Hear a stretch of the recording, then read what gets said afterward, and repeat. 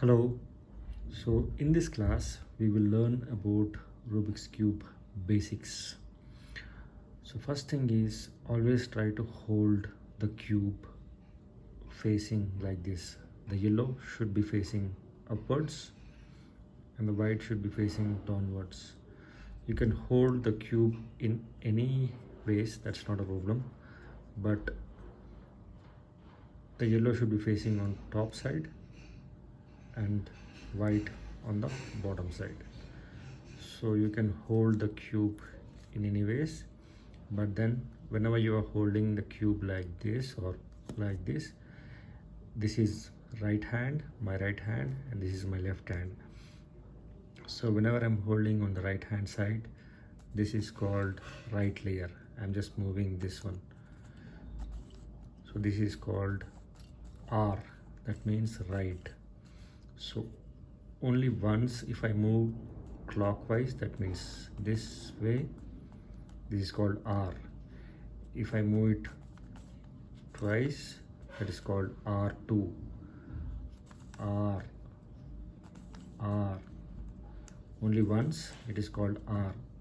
So you should practice these R. So clockwise it is called R because I am doing it from my right hand side, okay? And if I do it anti-clockwise like this, it is called R inverse. Again, R inverse. If I am doing it 2 times, that is called R inverse 2 times, like this.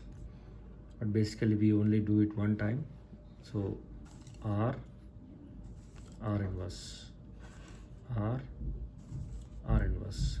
Likewise, if I do it my left hand side, so this is L and this is L inverse. Clockwise L, anti-clockwise L inverse. Clockwise L, anti-clockwise L inverse.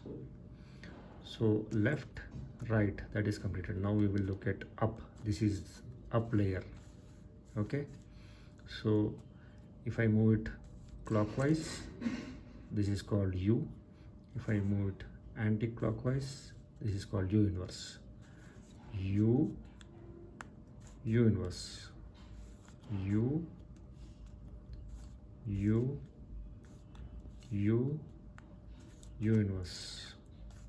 U inverse. So basically when we call it U2, that means 2 times. U2. U inverse 2 times means 1, 2. So it's just that, like, remember the clockwise, anti-clockwise, that's it. So this is my front side, this layer. So now if I say F, that means clockwise once, that is F. Again F, like this. If I say anti-clockwise F, that means F inverse,